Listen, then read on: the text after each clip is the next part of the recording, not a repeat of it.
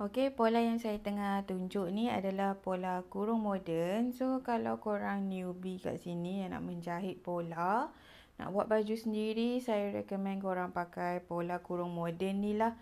Okey, korang akan dapat pola ni badan bahagian belakang, badan bahagian depan, lengan dengan lapik leher juga. Pola kurung moden ni dia labuh sampai punggung sahaja. Lepas tu pola saya ni semua dah ada instruction lah kalau korang tengok dekat sini kan.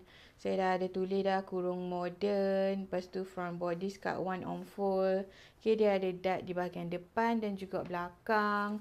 Ada simbol untuk gunting pola dekat lipatan. Okay, samalah.